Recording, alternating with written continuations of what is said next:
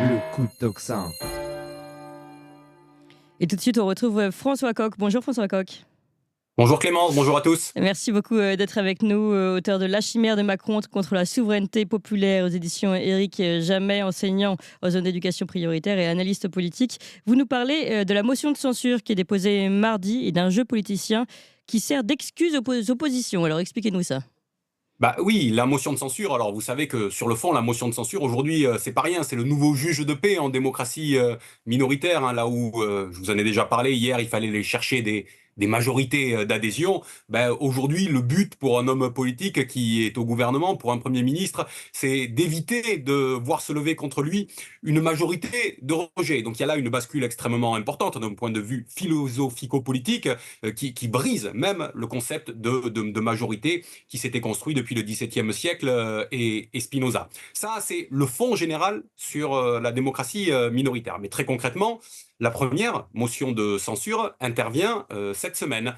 Elle intervient ce mardi, elle a été déposée par le nouveau Front populaire. Je dis que c'est la première parce qu'il n'y a pas eu de vote, souvenez-vous quand même, la semaine dernière, après le discours de politique générale du Premier ministre, il n'y a pas eu le vote de confiance qui aurait pu intervenir. Le Oui. Premier ministre s'est soustrait à ce vote de confiance et d'ailleurs, c'est ce qui permet à monsieur Vallot du Parti socialiste de considérer que la motion de censure qui sera déposée demain sera une motion de défiance en réalité.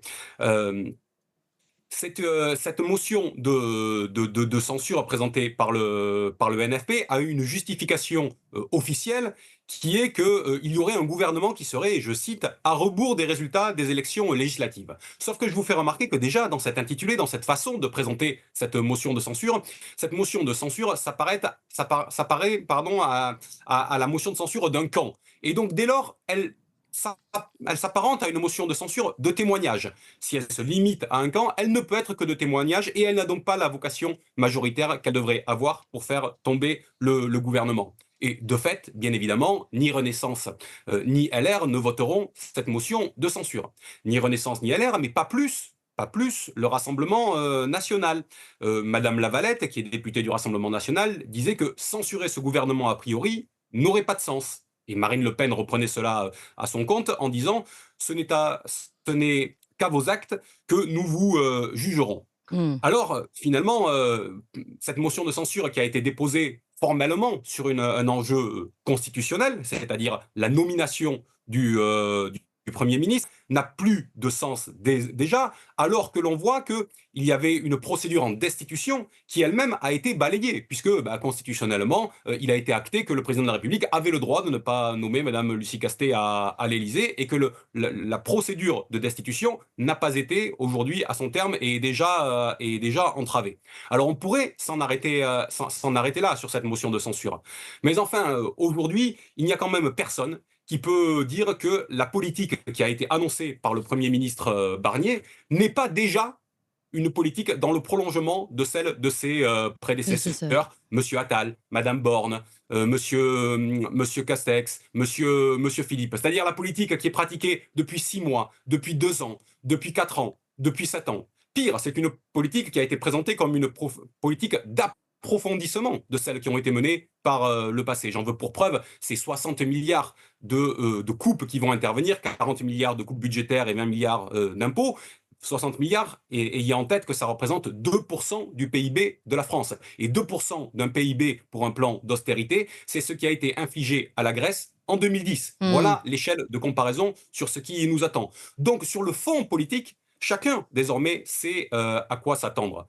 Et donc à partir de là, on peut quand même se demander qu'est-ce qui justifie de ne pas faire tomber ce gouvernement avec la motion de censure qui est à disposition. Attendre, certains nous disent, mais attendre quoi?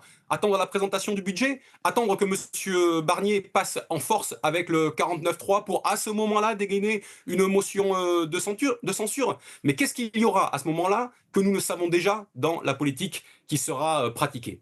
Alors, j'en viens sur le fond. Il y a du côté du Rassemblement national, il y a du côté du Rassemblement national un tropisme institutionnel qui, à un moment donné, les pousse à se soustraire à leurs devoirs devant leurs électeurs, qui Oui. serait de châtier ce gouvernement aujourd'hui pour se responsabiliser devant les bien-pensants. Je mets en garde le Rassemblement national devant cette stratégie. C'est un petit peu celle qu'ils ont développée dans l'entre-deux-tours de l'élection Oui. législative, et vouloir se polisser ne leur a pas finalement servi tant que ça. Mais s'il y a un tropisme du côté du Rassemblement national, ayons en tête qu'il y a aussi un tropisme un petit peu différent, mais qui est empreint cette fois de moraline, je vais dire, du côté de la France Insoumise. insoumise et du côté du nouveau Front populaire, qui vise à refuser par avance, ils nous l'ont déjà annoncé, l'abrogation de la réforme des retraites qu'envisage de déposer le Rassemblement national. Donc d'un côté comme de l'autre, on refuse de voter un certain nombre de propositions qui pourraient aujourd'hui faire chuter le gouvernement de M. Barnier et M. Macron. Je dis le gouvernement de M. Barnier et M. Macron parce que on comprend bien que M. Macron peut dormir sur ses deux oreilles dès lors que les deux principales forces d'opposition préfèrent se lier les mains, l'une dans l'institutionnel, l'autre dans la politique aillerie, plutôt qu'essayer de résoudre la crise démocratique par la censure et la démission présidentielle, qui, à partir de ce moment-là, à partir du moment où il y aurait aujourd'hui la censure, ne manquerait pas d'arriver.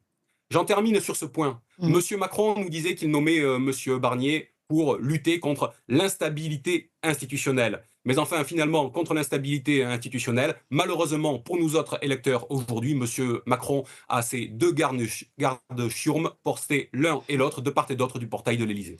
Merci beaucoup François Coq, ça a le mérite d'être clair et je rappelle votre dernier livre La chimère de Macron contre la souveraineté populaire donc que vous regrettez aux éditions Éric Jamet. Merci encore François Coq.